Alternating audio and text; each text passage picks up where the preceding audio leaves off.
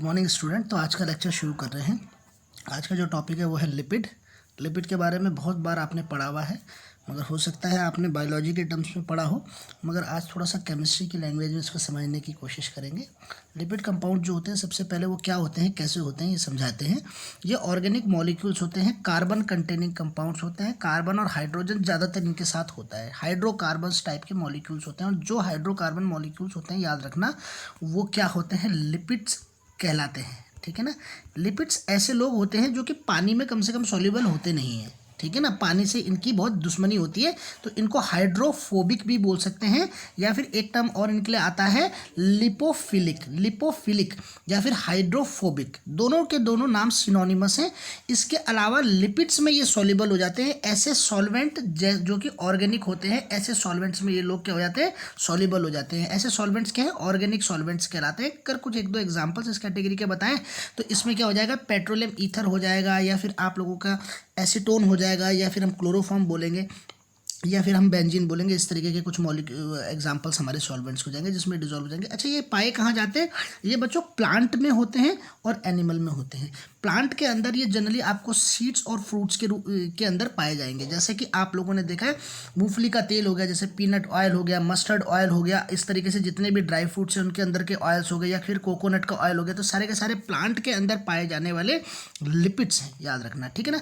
तेल मतलब एक तरीके से वर्ड यूज कर सकते हो आप इसके लिए। और इसी तरीके से एनिमल्स में भी पाया जाता है। देखिए, एनिमल्स के अंदर बहुत सारी चर्बी, आपको पता है हमारे अंदर फैट जो होता है वो क्या है, ये सब लिपिड की ही फॉर्म है। या इसके अलावा एडिपोज टिश्यूज़ के रूप में ये हमारी बॉडी में रहते हैं, एडिपोज टिश्यूज़ के रूप में, या फिर यूँ कह दें कि ये हमारे सेल मेम्ब्रेन का भी एक इंपॉर्टेंट पार्ट है। तो ये चीज़ें इसके बारे में इंपॉर्टेंट है। एक और इम्पॉर्टेंट बात है जो कि इसकी केमिस्ट्री से रिलेटेड है बच्चों, वो है कि अगर इनकी हाइड्रोलिसिस करेंगे तो हाइड्रोलिसिस के बाद ये क्या बनाएंगे बच्चों, फैटी एसिड्स और एल्कोहल बनाएंगे। एल्कोहल और फैटी एसिड्स बनाएंगे, तो ये दोनों चीज़ों से मिलकर के, कहने का मतलब है, ये लिपिड्स बने हुए हैं। अब आगे थोड़ा सा और डिस्कशन देखें। फैटी एसिड्स को थोड़ा सा जानते हैं नज़दीक से। फैटी एसिड्स क्या होते हैं बच्चों, फैटी एसिड जैसे कि नाम से ही पता चल रहा है, इसमें एक एसिडिक ग्रुप होगा, मतलब ये एसिड होगा, और एक लॉन्ग चेन की कार्बन मॉइटी होगी। लॉन्ग चेन मतलब तकरीबन 4 से 36 कार्बन की एक स्ट्रेट चेन होगी, अनब्रांच्ड होगी, वो एक मॉइटी इसमें जुड़ी हुई होगी। तो इस तरीके से ये फैटी एसिड्स बनते हैं। ठीक है ना। अब ये एसिड्स, फैटी एसिड्स जो होते हैं बच्चों, इसमें जो आर होता है, ये आर दो तरीके का हो सकता है। ये आर सिंगल बॉन्ड कंटेनिंग भी हो सकते हैं और डबल बॉन्ड कंटेनिंग भी हो सकते हैं। मतलब आर सैचुरेटेड भी हो सकते हैं और आर अनसैचुरेटेड भी हो सकते हैं। सैचुरेटेड का मतलब होता है जब केवल सिंगल बॉन्ड होता है, जैसे कि फॉर एग्जांपल एल्केन, और अनसैचुरेटेड का मतलब वैसे तो डबल और ट्रिपल बॉन्ड होता है, पर यहाँ पे जनरली डबल बॉन्ड देखने को मिलेंगे। तो डबल बॉन्ड कंटेनिंग जो फैटी एसिड्स होंगे उन्हें अनसैचुरेटेड फैटी एसिड्स कहेंगे, और जो सिंगल बॉन्ड कंटेनिंग होंगे उनको सैचुरेटेड फैटी एसिड्स कहेंगे। सैचुरेटेड फैटी एसिड्स बच्चों एक तो सेमी सॉलिड प्रिपरेशंस होंगी, और जो अनसैचुरेटेड होंगे वो लिक्विड, उनकी जो स्टेट होगी, फिजिकल स्टेट, वो लिक्विड स्टेट होगी। और एक और बात है इसमें कि जो डबल बॉन्ड है उसका अगर हाइड्रोजिनेशन करवा दिया जाए, हाइड्रोजिनेशन कहते हैं बच्चों H2 को जोड़ देना। डबल बॉन्ड तोड़ करके अगर H2 जोड़ देंगे तो सिंगल बॉन्ड बन जाएगा। कहने का मतलब अनसैचुरेटेड से सैचुरेटेड फैटी एसिड्स की सिंथेसिस कराई जा सकती है, एक बात। ठीक है ना।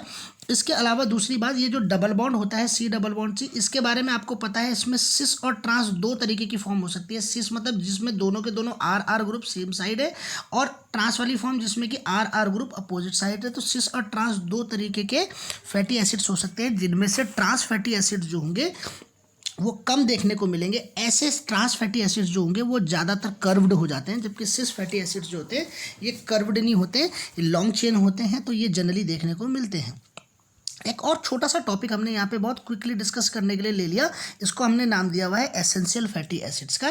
फैटी एसिड्स के अंदर एक इंपॉर्टेंट कैटेगरी है एसेंशियल फैटी एसिड्स की। एसेंशियल वर्ड हम बायोलॉजिकल ऐसे सब्सटेंसेस को बोलते हैं जो बॉडी के अंदर सिंथेसाइज नहीं किए जा सकते, जिसके लिए हमारी बॉडी डाइट पे डिपेंड करती है। ठीक है। अगर हमने खाने पे इनकी अमाउंट नहीं ली तो हमारी बॉडी के अंदर काफ़ी काम रुक जाएंगे, क्योंकि जो बाकी फैटी एसिड्स होते हैं वो इन्हीं फैटी एसिड से मिलकर के बनते हैं। ठीक है। मतलब एसेंशियल फैटी एसिड्स बॉडी के अंदर नॉन एसेंशियल फैटी एसिड्स की सिंथेसिस करते हैं, इसलिए एसेंशियल फैटी एसिड्स इंपॉर्टेंट हो जाते हैं। दो ही इसमें एग्जांपल है, याद रखने में कोई दिक्कत नहीं होनी चाहिए आपको। अल्फा लिनोलेइक एसिड हो गया और लिनोलेइक एसिड हो गया, दो नाम है इसमें। अल्फा लिनोलेइक एसिड जो हो गया लिनोलेनिक एसिड जो हो गया उसको ओमेगा 3 भी कहते हैं। ओमेगा 3 बहुत बार आपने नाम सुना होगा, और दूसरा नाम सुना हुआ है आपने ओमेगा 6 जो कि लिनोलेइक एसिड का नाम है। ओमेगा 3 और ओमेगा 6 रिप्रेजेंट करते हैं डबल बॉन्ड की पोजीशन में उस चेन के अंदर, जो चेन उसमें COO करके ये जो R ग्रुप जुड़ा हुआ है, उस R ग्रुप में कौन सी पोजीशन में, थर्ड पोजीशन में तो ओमेगा 3 कहलाएगा, और सिक्स्थ पोजीशन में बच्चों तो ओमेगा 6 कहलाएगा। ये इनके नाम को रखने का तरीका है। तो ओमेगा 6 और ओमेगा 3 जनरली हम लोगों ने पढ़ा था कि ये हार्ट की जो डिजीजेज होती है, कार्डियोवास्कुलर डिजीजेज, उनको प्रिवेंट करने के लिए इंपॉर्टेंट होते हैं, हार्ट अटैक के रिस्क को मिनिमाइज करते हैं। इन चीज़ों पे आप लोगों को इंपॉर्टेंट कंसंट्रेट रखना है। इसीलिए इसको क्या करते हैं, हार्ट पेशेंट्स को, या जो हार्ट के लिए प्रोन होते हैं पेशेंट्स, उनको क्या करते हैं, ओमेगा 3 और ओमेगा 6 की कैप्सूल, सॉफ्ट जेलेटिन कैप्सूल्स आते हैं जिसमें कि कॉड लिवर ऑयल जो है वो रहता है, वो मतलब इनको प्रिस्क्राइब करते हैं। तो ये चीज़ें आप लोग देख सकते हैं। इसके अलावा बच्चों इसका क्लासिफिकेशन, अब लिपिड्स के क्लासिफिकेशंस को डिस्कस करते हैं। लिपिड्स की जो क्लासिफिकेशन है बच्चों, वो एक साइंटिस्ट है जिनका नाम आ रहा है ब्लूर। इन ब्लूर ने जो है 1943 के अराउंड इसका क्लासिफिकेशन दिया है। क्लासिफिकेशन 4 मेजर क्लासेस बनाई गई हैं, जिसमें से पहली क्लास है सिंपल लिपिड्स, कंपाउंड या कम्प्लेक्स लिपिड्स, डिराइव्ड लिपिड्स या फिर मिसलिनियस लिपिड्स। तो सिंपल लिपिड्स का मतलब होगा जो सिंपल स्ट्रक्चर होगा, जो सबसे पहला स्ट्रक्चर इसका होगा, उसी को सिंपल नाम दिया हुआ है। इसको आगे देखें। सिंपल लिपिड्स के केस में देखें बच्चों, सिंपल लिपिड्स जो होंगे वो जनरली किस चीज़ से बने हुए हैं, मैंने आप लोगों को क्या बोला था, जब इनकी हाइड्रोलिसिस करते हैं तो इससे फैटी एसिड्स और ग्लिसरॉल अल्कोहल मिलते हैं। तो ये क्या किससे बने हुए हैं, एक किसी फैटी एसिड से मिलकर के बने हुए हैं, और किसी अल्कोहल मतलब ग्लिसरॉल से मिलकर के बने हुए, तो ऐसे का नाम दिया है सिंपल लिपिड्स। ठीक है ना।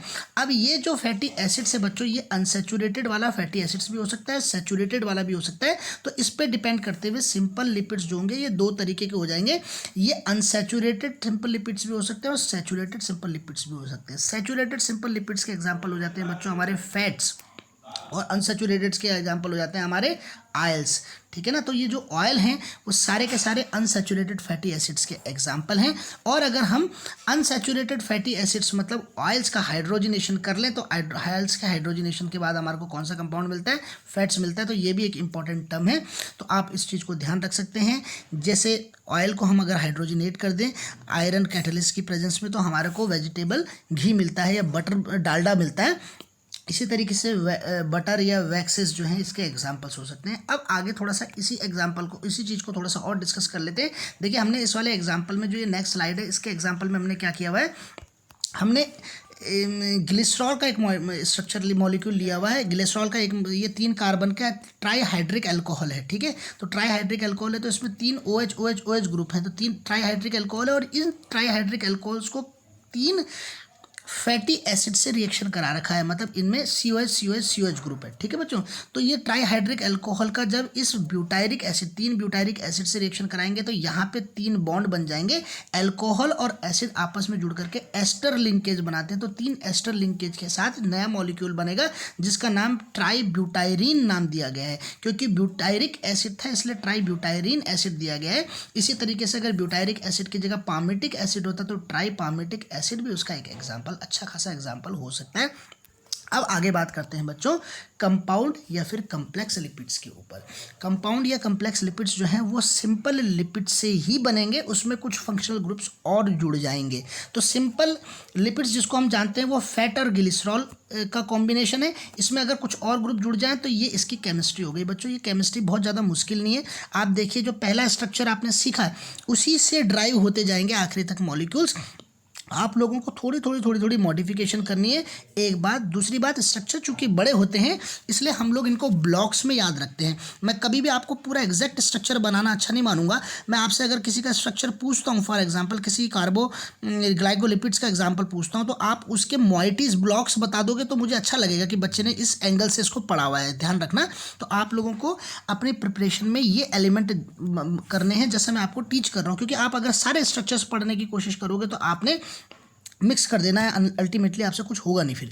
ठीक है ना। तो इसकी क्लासिफिकेशन बच्चों करते हैं, इनको 4 क्लासेस में फर्दर तोड़ा गया है जो कंपाउंड लिपिड्स हैं। इसके अंदर देखिए अगर phosphoric acid as a functional group और जुड़ जाए इसमें तो ये क्या आ जाएंगे, फॉस्फोलिपिड्स कहलाएंगे। अगर ग्लाइकोसाइड्स या ग्लूकोज या शुगर मॉइटीज जुड़ जाएं तो ये बच्चों ग्लाइकोलिपिड्स कहलाएंगे। अगर सल्फोनेटेड ग्लाइकोसाइड्स जुड़ जाएं तो ये फिर क्या कहलाएंगे, सल्फोनेटेड ग्लाइकोलिपिड्स कहलाएंगे।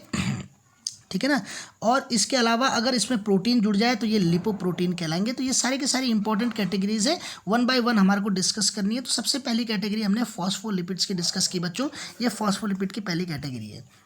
अब देखिए फॉस्फोलिपिड्स की कैटेगरी में भी 2 एग्जांपल्स हैं, एक ग्लिसरोफॉस्फोलिपिड्स है और एक स्फिंगोफॉस्फोलिपिड्स है। मतलब एक केस में केवल फॉस्फोरस ग्रुप डाला हुआ और एक में फॉस्फोरस ग्रुप के साथ कुछ सल्फिंगो छोटे मोटे मॉइटीज और डाले हुए। इसको देखते हैं कैसे इसके स्ट्रक्चर हो रहा है। तो देखिए ग्लिसरॉल मॉलिक्यूल आपका एज सच था और ग्लिसरॉल के साथ आपने ट्राई एस्टर्स बनाने थे। तो ट्राई एस्टर्स के केस में 2 एस्टर्स तो एज इट इज़ हैं, जैसे कि सिंपल वाले मॉलिक्यूल में थे, आपके सिंपल फैटी ये लिपिड्स में थे। मगर इसमें एक मॉडिफिकेशन और हुआ, इस एस्टर के बाद ये फॉस्फेट या फॉस्फोरिक ग्रुप डाला हुआ है आपने। ठीक है, अब थोड़ा सा इसकी केमिस्ट्री समझिए। फॉस्फोरस की 5 वैलेंसीज होती हैं बच्चों। देखिए ये फॉस्फेट ग्रुप हमने बनाया हुआ है, ये 5 वैलेंसीज बनाई हुई। नाम है फॉस्फोरिक एसिड का H3PO3। ठीक है ना। H3PO3 स्ट्रक्चर में से PO3 तो आपको दिखाई दे रहा है, 3 H कहाँ गए ये देख लेते हैं। एक H बच्चों इस हाइड्रोजन के साथ है, एक H यहाँ पे होना चाहिए था और एक H की जगह ये कहीं से जुड़ा हुआ है। ठीक है ना, ये इस एस्टर लिंकेज से जुड़ा हुआ है। तो आपने इतनी बात समझ ली। अब इसमें ये समझिए कि जो इस तरफ जुड़ने वाला हाइड्रोजन था, अगर उसको किसी ग्रुप से रिप्लेस कर दें तो ये फॉस्फोलिपिड्स के एग्जाम्पल्स बन जाएंगे। मतलब उसका स्केलेटन तो ये बन गया जो ये स्केलेटन बनाया हमने, पर अगर एग्जाम्पल की बात करें तो इस ब्लॉक की जगह आपको क्या है, कुछ ग्रुप्स डालने पड़ेंगे। कौन कौन से ग्रुप्स हो सकते हैं, देखिए इसमें 2 जनरली ग्रुप्स हो सकते हैं। इससे पहले जितना ये बचा हुआ पोर्शन है, जो ये बचा हुआ पोर्शन है जिसमें कि हमने ये इस ब्लॉक को छोड़ करके बाकी जो बचा हुआ पोर्शन है इसका नाम फॉस्फेटिडिक एसिड नाम दिया गया है। ठीक है, अब देखिए इसमें कौन कौन से ग्रुप डाले जा सकते हैं। ये जो ब्लॉक है इसमें 2 तरीके के ग्रुप ये जनरली डालते हैं। एक ग्रुप है बच्चों इसमें इथेनोलामीन। इथेनोलामीन मतलब इथाइल अमीन को डाल सकते हैं या फिर कोलिन को डाल सकते हैं। ये 2 मॉलिक्यूल्स अगर आप यहाँ पे डाल देते हैं तो आपके फॉस्फेटिडिक एसिड के साथ इन दोनों को कंबाइन कर लीजिए, 2 आपके क्या बन जाएंगे, आपके फॉस्फोलिपिड्स के एग्जाम्पल बन जाएंगे। देखिए एग्जाम्पल्स देख लेते हैं। फॉस्फोटिडिक एसिड जो है उसके साथ अगर इथेनोलामीन को आपने ऐड कर दिया तो आपका जो केमिस्ट्री बन गई वो बन गई फॉस्फेटाडाइल इथेनोलामीन। ये आपका एक कंपाउंड बन गया और इस कंपाउंड का ही नाम है, कमर्शियल नेम है सिफेलिन। ठीक है ना। तो सिफेलिन जो कि एक बहुत इंपॉर्टेंट फॉस्फोलिपिड कंपाउंड है जिसको मैंने बॉक्स बना करके हाईलाइट किया हुआ है, इसको आप लोगों को ध्यान रखना है। ये सिफेलिन कुछ भी नहीं है बल्कि एक फॉस्फेटिडिक एसिड और इथेनोलामीन का कॉम्बिनेशन है। अब अगर इस इथेनोलामीन की जगह बच्चों कोलिन लगा देंगे तो ये फॉस्फेटाडाइल कोलिन बन जाएगा और इसी का नाम लेसिथीन है। तो ये भी 2 आपको एग्जाम्पल्स बिल्कुल साथ साथ याद हो गए। तो बिल्कुल इसमें ज़्यादा आपको कुछ मेहनत नहीं करनी। स्ट्रक्चर्स जो हैं आपको पुराने स्ट्रक्चरों को आगे लेते हुए चलना है, वहाँ से ये स्ट्रक्चर्स ड्राइव हो जाएंगे। इसके बाद जो अगला एग्जाम्पल आता है कॉम्प्लेक्स फॉस्फोलिपिड्स का, उसका नाम है स्फिंगोलिपिड्स। स्फिंगोलिपिड्स में बच्चों क्या है, थोड़ी सी केमिस्ट्री में डिफरेंस है, बाकी कोई केमिस्ट्री में डिफरेंस नहीं है। देखिए इतना पोर्शन आपने अभी फॉस्फोलिपिड्स के अंदर पढ़ा। ठीक है, फॉस्फोलिपिड्स के अंदर इतना पोर्शन आपने पढ़ा। इनफैक्ट ये वाला जो OH था वहाँ पे ये एस्टर लिंकेज में गया हुआ था। तो पहला काम तो आपने इसको फ्री करवा दिया, एक काम एस्टर यहाँ से हटवा दिया। ठीक है, अब ये फ्री OH ग्रुप हो गया। इसके अलावा जो ये CH2 था, इस CH2 में से एक हाइड्रोजन की जगह ये C15 मॉइटी का एक कंपाउंड लगा दिया आपने। और तीसरा काम इसमें आपने क्या किया, एक अमाइड लिंकेज लगाया इस एस्टर की जगह। तो ये 3 कॉम्बिनेशन चेंज अगर आप कर लोगे तो इसके बाद जो आपका कंपाउंड कन्वर्ट हो जाएगा ये स्फिंगोलिपिड्स बन जाएंगे। आपको स्फिंगोलिपिड्स के एग्जाम्पल्स बन जाएंगे। ठीक है बच्चों। और अगर इस स्फिंगोलिपिड्स के केस में बच्चों अगर सिर्फ इतना सा आप अंतर कर लें कि ये इस फॉस्फेट को छोड़ दें, इस फॉस्फेट ग्रुप को छोड़ दें, बाकी सारी मॉइटी है, तो इसको आप याद रखना स्फिंगोसीन वर्ड यूज़ किया जा रहा है इसके लिए। इतना वाला पोर्शन जो है मतलब इसमें इसको छोड़ करके, इस फॉस्फेट को छोड़ करके बाकी जो लिंकेज है ये सारे का सारा नाम है स्फिंगोसीन। ठीक है ना, स्फिंगोसीन इसके लिए नाम दिया जा रहा है। तो स्फिंगोसीन जो है, ये स्फिंगोसीन एक इंपॉर्टेंट कंपाउंड है इस कैटेगरी का। इसको आपको ध्यान रखना है, स्फिंगोसिन, ठीक है। और ये स्फिंगोसिन ही आगे मॉलिक्यूल्स को बनाएगा, सिंथेसाइज करेगा आगे जा करके, ठीक है बच्चों। आगे देखें, इसके बाद अगला एग्जांपल आ गया ग्लाइकोप्रोटीन। ग्लाइकोप्रोटीन मतलब जब ग्लाइकोलिपिड्स नाम है बच्चों इसका, सॉरी इसमें थोड़ा सा गलती हो गई, ग्लाइकोलिपिड्स इसका नाम है।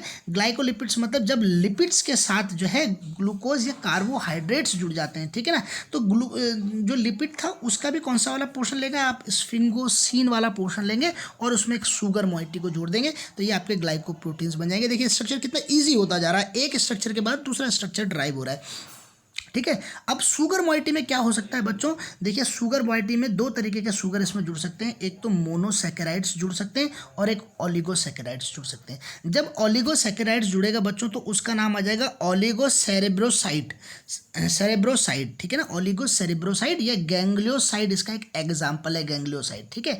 पर अगर मोनोसैकेराइड जुड़ेंगे तो मोनोसैकेराइड्स में ग्लूकोज भी जुड़ सकता है और गैलेक्टोज भी जुड़ सकता है, मतलब जनरली ये दो लोग दिखेंगे आपको जुड़ते हुए। ग्लूकोज अगर जुड़ेगा तो ग्लूकोसेरेब्रोसाइड हो जाएगा और गैलेक्टोज जुड़ेगा तो गैलेक्टोसेरेब्रोसाइड हो जाएगा। कहने का मतलब नाम भी देखो बहुत इजीली ड्राइव किए जा सकते हैं नाम से।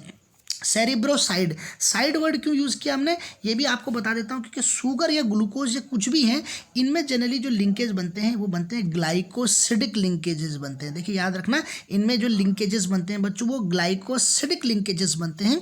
चाहे ये कार्बोहाइड्रेट्स चाहे ये शुगर मॉइटीज आपस में ही जुड़ जाएं तभी भी इनको पॉलीसैकेराइड्स बोलते हैं, ग्लाइकोसाइडिक लिंकेज बनाती है, और चाहे किसी और से भी जुड़ जाए तो भी इनको क्या है ग्लाइकोसिडिक लिंकेजेस बनती हैं इनकी। तो इस तरीके से आपने ग्लाइकोप्रोटीन्स के भी एग्जाम्पल देखे। और नेक्स्ट एग्जाम्पल है इसमें फॉस्फोलिपिड्स का, सल्फोलिपिड्स के एग्जाम्पल में कोई डिफरेंस, कोई दिक्कत नहीं है।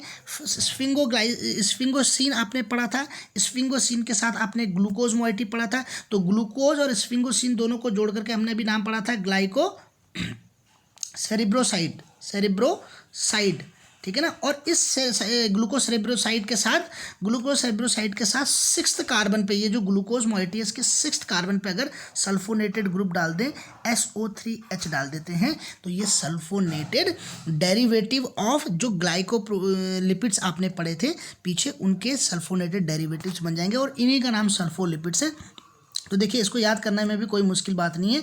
इसके अलावा बच्चों अगला जो एग्जांपल आप लोग, अगला जो कैटेगरी है वो है लिपोप्रोटीन्स की कैटेगरी, और लिपोप्रोटीन्स आप लोगों ने पहले भी पढ़ा हुआ है। लिपोप्रोटीन्स लिपिड और प्रोटीन के कॉम्बिनेशन को कहते हैं, ये बहुत इंपॉर्टेंट है, बॉडी के अंदर बहुत जगह रहता है। जैसे इसके अगर कुछ एग्जांपल्स बताएं तो HDL, VLDL, LDL और IDL है, जैसे high density lipoprotein, low density lipoprotein, very low density lipoprotein और इंटरमीडिएट डेंसिटी लिपोप्रोटीन्स इसके कुछ एग्जांपल्स के तौर पे यहाँ पे कोट किए गए हैं, ठीक है बच्चों।